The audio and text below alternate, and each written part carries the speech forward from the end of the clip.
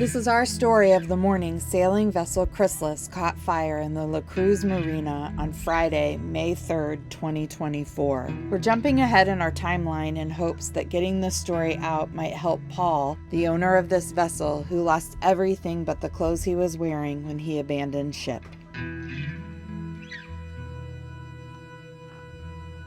So it's about 48 hours after the Chrysalis boat fire incident. So can you talk a little bit from your perspective about sort of what you heard that morning? Yeah, I was still laying in bed. You were up, I think, making coffee doing something, and we heard, it really wasn't like an explosion. I didn't think it was an explosion first. I thought something fell on the boat or a boat hit. I thought it was on our boat. And you said, what the hell was that noise? And you went up there, and then I got up and I came behind you, and by that time I think you figured out Kevin was yelling for fire extinguishers, and then you came back down and said, grab fire extinguishers, and that's what we did. We grabbed them. We went over there. There was just all kinds of activity and a lot of people.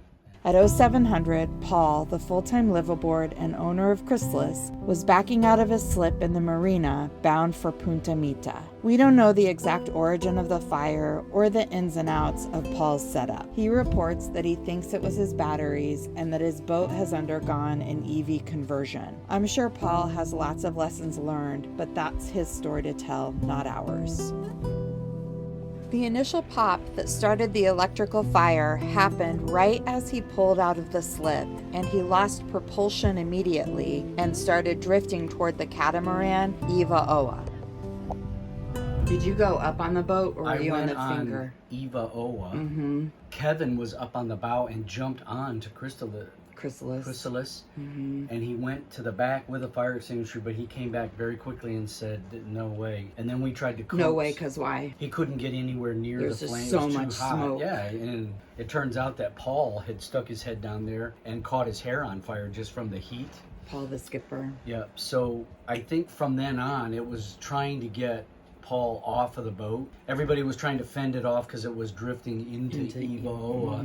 But then by this time... And the fire was like isolated back in the cockpit. I mean, it started off big brown smoke and no flames, and then it was black smoke, and then... Yeah, it was a good 19 feet from where, but if the boat would have come around stern to, then the heat would have been right by the boat. Yeah, and in the meantime, Aron was in his dinghy, and he was trying to figure out a way to tow it. There was a guy on a stand-up paddleboard. I don't know what he was doing. But they were trying to get it attached, and they ended up towing it out the fairway and off to the side, to the right, like to a dock. But then all of a sudden, Ponga showed up, and all we saw was the mast and the burning boat going pretty fast by and taking it out to the anchor.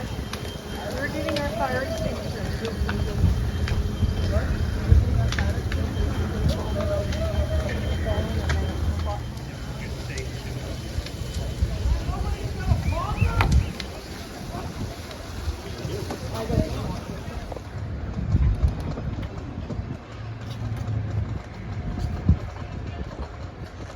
We have Riley. Thank you. My buddy came over here to be safe. Oh my God, it's awful.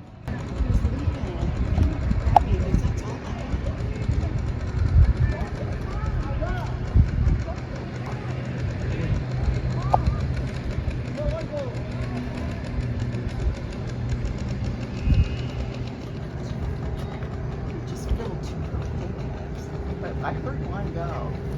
Yeah, that's what started us, is we heard something. I heard it must have been right next to you. I heard an explosion. Yeah. I was down below and I thought a boat hit another boat. Yeah. We both jumped up here as well.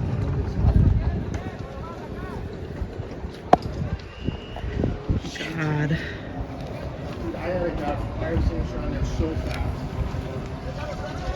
I got him a fire extinguisher within like 60 seconds. Yeah. The poor guy, he's in shock. He I had to get down there and get it. I couldn't get down below and shoot it. He's like, couldn't do it. I don't know how dense it was. It wasn't that dense. in the beginning, it was just a Okay, now they've got a Ponga towing it. I could feel it inside our boat. Yeah, the bang. I tried security right. I tried on 16, which is what, you know, that's Yeah. Well, Gretchen got them, and they took her to 9, and then she told them. But They there's said, yeah, no no, problem. No.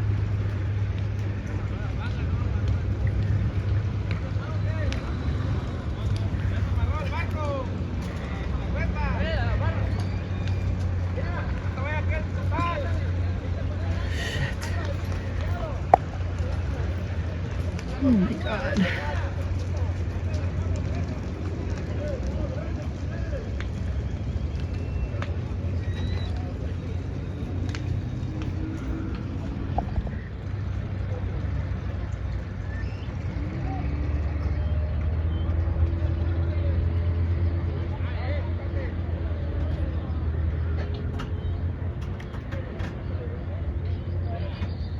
I stopped documenting once the boat was out of the marina and turned my attention toward helping Paul. He escaped with only minor burns on his arm and face, and we were able to administer first aid until the paramedics came.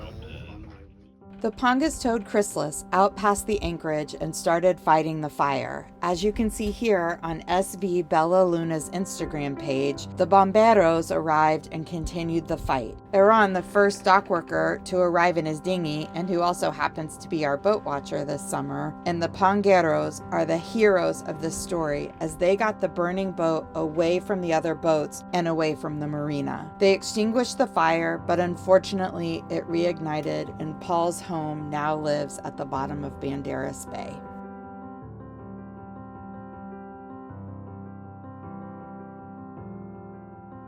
What do you remember about trying to get Paul off the boat? Because I had run down to get on the radio, so I wasn't there for any of that. He was on the front of the boat, and I think it was he was realizing that there was no saving it, and he was cursing, and he was just really upset. I remember him saying, "This is my whole life. This is all I have." I think that was after he was on the dock. He was up at the bow pulpit, and it was really surreal because he didn't jump in the water. He just kind of fell in the water. Oh. And it just looked like Defeat, exactly. And then he swam to the back of Evo and got on, and he had a pair of shorts, no shirt, no shoes, and that's it. Everything was in that boat. And then he was burnt. I could see something on his bicep up here. Mm-hmm. But he was just walking around, and he went down there and whatever. Yeah, and then we did first aid. Yeah. It was surreal. And fast. And so fast. I couldn't believe how fast that thing went up. Mm-hmm. And it could have been, couldn't stop thinking about how much worse it could have been, because if any of those flames sparked to another boat and started another fire, it could have been a domino effect that could have gotten to us even. Mm-hmm. At the time, I wasn't thinking about anything but first getting Paul off and how they were going to tow that boat with that dinghy. I had no idea. And then I was thinking, man, if this thing catches because his sails went up. Well, if it would have caught the two boats across from us. Oh, yeah, it was Island Summers and Evo Oa. Mm-hmm. Evo Oa, I think it actually kind of bumped in. I mean, I remember hearing afterwards that he was yelling that he was adrift. He had no power, and he was drifting in to Evo Oa on the other side, and that's, I think, but then that's what got Jeff and Emily up there. Then that explosion or whatever that noise was, that pop, that happened, and then the smoke came, and then the black smoke, and then the flames, and it was all over. Yeah.